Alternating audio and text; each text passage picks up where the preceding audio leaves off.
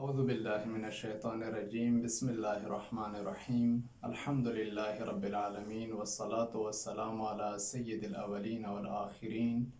وآلہ الطیبین الطاہرین المعصومین اما بعد۔ آج ہمارا جو اسلامی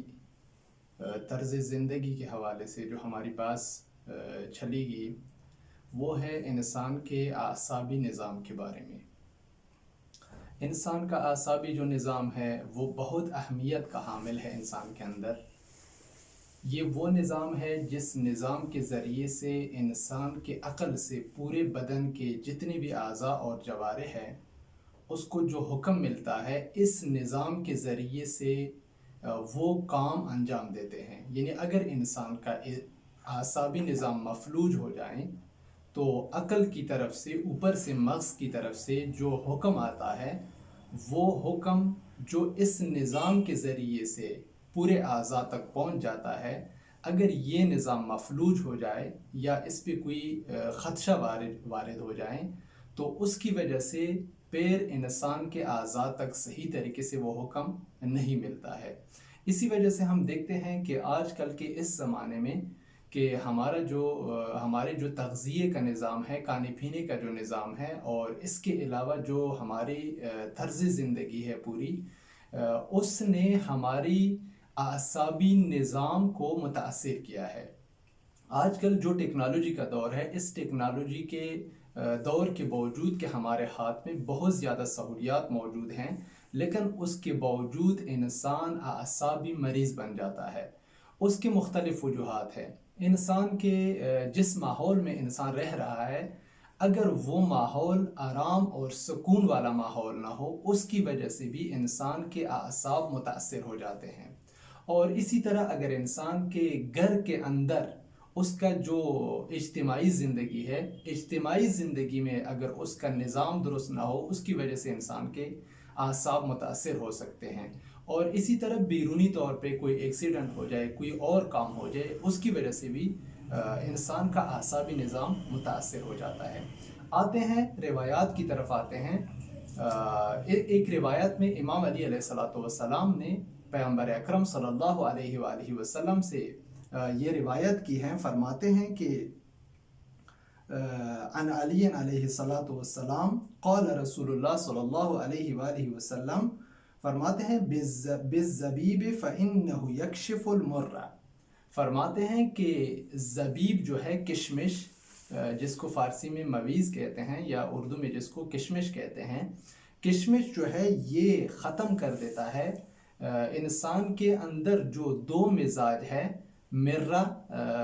جس سے دو مزاج بن جاتے ہیں۔ انسان کا مزاج صفرا ہے اور مزاج سودا ہے، بالخصوص مزاج صفرا۔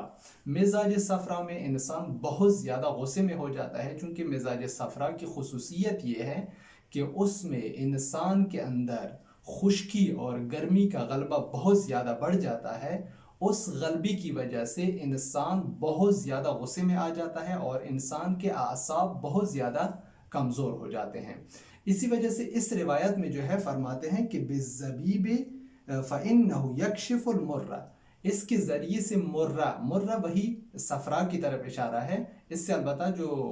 حکماء لوگ جو مراد لیتے ہیں، بالخصوص جو بڑے طب اسلامی کے جو حکیم ہیں، وہ فرماتے ہیں کہ مرہ سے سودا بھی مراد ہے، صفرا بھی مراد ہے۔ لیکن یہاں پہ چونکہ زیادہ تر انسان کا اعصابی نظام جو متاثر ہوتا ہے وہ صفرا میں متاثر ہوتا ہے، اسی وجہ سے ہم یہ مراد لیتے ہیں۔ وگرنہ سوداوی مزاج جو لوگ ہوتے ہیں، جن کا مزاج سرد اور خشک ہوتا ہے، ان کا بھی اعصابی نظام اتنا بہتر نہیں ہوتا، بلکہ بہت زیادہ وسواس کے، خیالات کے اور بہت زیادہ مسائل کے شکار ہوتے ہیں۔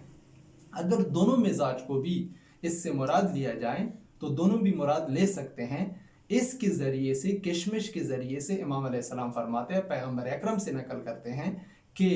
اس کے ذریعے سے مرہ ختم کیا جا سکتا ہے اگر انسان اس کو کھائیں۔ جس طرح دوسری ایک روایت میں ہے، فرماتے ہیں کہ اگر انسان صبح نہار میں 21 عدد کشمش کھائیں، اس کی وجہ سے یہ جو فوائد ہے کشمش کے، یہ اس پہ مترتب ہو جائیں گے۔ ایک فائدہ یہ ہے کہ اس کے ذریعے سے انسان کا مرہ وہی مزاج صفرا اور مزاج سودا جو ہے وہ ختم ہو جاتا ہے۔ اور دوسرا فرماتے ہیں کہ وَيَذْهَبُ بِالْبَلْغَمِ، انسان کے اندر جو بلغم بنتا ہے جو اکثر بیماریوں کا سبب ہے، بلغم کا مراد جو ہے وہی سردی اور تری ہے، یا وہی خلط جو انسان کے اندر بنتا ہے وہی مراد ہے، وہ جو ہے اس کو بھی ختم کر دیتا ہے، یعنی اس طرف سے انسان کا جو صفرا ہے وہ بھی ختم کر دیتا ہے، اور اس طرف سے انسان کے اندر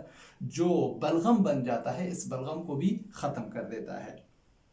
اور آگے فرماتے ہیں کہ وَيَشُدُّ الْعَصَبَ، اور انسان کا جو اعصابی نظام ہے اس کو مضبوط اور محکم کر دیتا ہے۔ پس کشمش کے ذریعے سے یہ ممکن ہے کہ انسان کا اعصابی نظام مضبوط اور محکم ہو جائے۔ اور اسی طرح فرماتے ہیں وَيَذْهَبُ بِالْعَيَاءِ، اور اسی طرح انسان جب خستہ حال ہو جاتا ہے، انسان کے اوپر جب خستگی آ جاتی ہے، تھک جاتا ہے، بہت زیادہ کام کرتا ہے، اس کے بعد بھی اگر یہ انسان کشمش استعمال کریں تو کشمش کے ذریعے سے اس کی جو خستگی ہے، اس کی جو تھکاوٹ ہے وہ بھی دور ہو جاتی ہے۔ اور اسی طرح فرماتے ہیں وَيُحَسِّنُ الْخُلْقَ،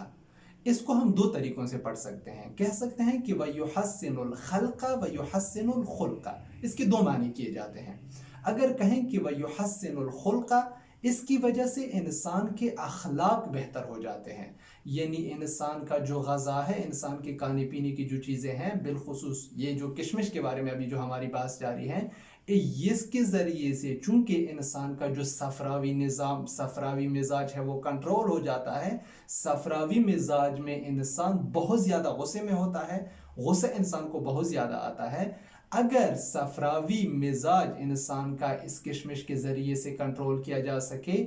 جو اس میں غصہ بہت زیادہ انسان کو آتا ہے اور وہ غصہ انسان کی بد اخلاقی کا سبب بن جاتا ہے، تو اسی وجہ سے فرماتے ہیں کہ وَيُحَسِّنُ الْخُلْقَ،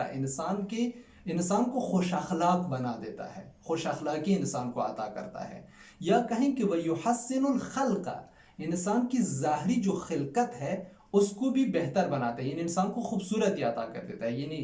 ایسی چیز ہے یہ کشمش جس کے ذریعے سے اگر انسان اس کو کھائے، اس کی وجہ سے انسان میں خوبصورتی بھی پیدا ہو جاتی ہے۔ اور اسی طرح فرماتے ہیں کہ وَيُطَيِّبُ النَّفْسَ، اس کے دو وہ ہے، یہ بھی دو قسم کے ہے، وَيُطَيِّبُ النَّفَسَ یا وَيُطَيِّبُ النَّفْسَ۔ اس کے دو معنی ہم کر سکتے ہیں، ایک یہ ہے کہ انسان کے نفس، اگر نفس کہیں تو روح مراد ہے، انسان کی روح کو کیا کر دیتا ہے؟ پاک کر دیتا ہے، انسان کی روح میں اندرونی پاکیت پیدا کر دیتا ہے، انسان کو پاکیت، معنویت اور روحانیت کی طرف مائل کر دیتا ہے، چونکہ انسان کے جتنے انسان جو کچھ انسان کھا لیتا ہے اس قانون کی وجہ سے انسان کی پوری روح پر بھی اثرات مترتب ہو جاتے ہیں، جس طرح حلال قانون کے اپنے اثرات ہیں، طیب قانون کے اپنے اثرات ہیں، حرام قانون کے اپنے اثرات ہیں، خبیث جو کھانے ہیں غیر طیب اس کے اپنے اثرات ہیں، اسی طرح یہ جو حلال کانوں میں سے، طیب کانوں میں سے کچھ خاص کانے ہیں ان کی خاص اثرات ہیں انسان کے اوپر۔ اس کے ہم دو معنی، پہلا معنی یہ کریں کہ انسان کی روح کو پاکیت عطا کر دیتا ہے، انسان کی روح کو پاکیت، معنویت، روحانیت کی طرف مائل کر دیتا ہے۔ یا اس کا ہم یہ معنی کریں کہ نا وَيُطَيِّبُ النَّفَسَ، نفسا وہ کریں، نفسا پڑھیں، تو اس سے مراد یہ ہے کہ انسان کا جو سانس نکلتا ہے، بعض لوگوں کے ساتھ جب آپ بیٹھ جاتے ہیں تو ان کے منہ سے بدبو آ جاتی ہے، ان کے منہ کی بدبو دو بڑی وجوہات ہیں ان کی، یا تو ان کے دانتوں میں مسائل پیدا ہوتے ہیں یا اس کے معدے سے وہ بدبو آ جاتی ہے، جو انسان کا جو ہوا نکال دیتا ہے، جو سانس لیتا ہے اسی سے ہے۔ تو اس سے یہ فرماتے ہیں کہ اس کے نفس کو، یعنی جو اندرونی بدبو، جو اندرونی انسان سے سانس کی شکل میں جو بدبو اس کے منہ سے آتی ہے، وہ کشمش کے ذریعے سے ختم کیا جا سکتا ہے۔ اس کی بھی وہی دو معنی جو ہم نے کر لیے۔ اور آگے فرماتے ہیں کہ وَيُطَيِّبُ النَّفْسَ وَيَذْهَبُ بِالْبَلْغَمِ، بلغم کا تو ہم نے کہا، اور اسی طرح وَيَذْهَبُ بِالْغَمِّ، انسان کے ہم و غم کو، انسان جب ٹینشن میں، اضطراب میں، مسائل میں، مشکلات میں پھنس جاتا ہے، اس کی وجہ سے انسان کی ٹینشن بڑھ جاتی ہے۔ ٹینشن بڑھنے کے مختلف وہ ہے اسباب اور علل ہے، ممکن ہے انسان کی اجتماعی زندگی میں کچھ مسائل ہو، انسان کی انفرادی زندگی میں کچھ مسائل ہو، ممکن ہے انسان کی دوسرے اقتصادی مسائل میں کچھ مشکلات ہوں، زندگی میں مشکلات ہوں تو مختلف وجوہات کی بنا پر جو انسان پہ غم وارد ہو جاتا ہے، یا بعض لوگ ایسے بھی ہیں، ان سے اب جب آپ بیٹھتے ہیں وہ کہتے ہیں کہ مولانا صاحب ہمارا مسئلہ یہ ہے کہ ہم بیٹھتے ہیں، ہمیں ہم اور غم بہت زیادہ ہے، کبھی خوشی ذہن میں نہیں آتی ہے، ہم اور غم ہے، کوئی علت کوئی سبب کبھی ہمیں پتہ نہیں ہے۔ تو ان جیسے افراد کے لیے بھی بہترین چیز کشمش ہے۔ اگر کشمش یہ انسان بہتر طریقے سے جو طریقہ بتایا گیا ہے کہ نہار منہ سے 21 عدد کھائیں، تو اس کے ذریعے سے انسان کا ہم و غم بھی ختم کیا جا سکتا ہے۔ یہ کانوں اور پینے کے جو مختلف اثرات ہیں، بالخصوص وہ پھل جو قرآن مجید میں جن کا ذکر آیا ہے، اس کے خاص اثرات ہیں انسان کی زندگی پر، اور روایات میں بھی اس پہ بہت زیادہ تاکید کی گئی ہے اور بہت زیادہ فوائد بیان کیے گئے ہیں۔ والسلام علیکم ورحمۃ اللہ وبرکاتہ۔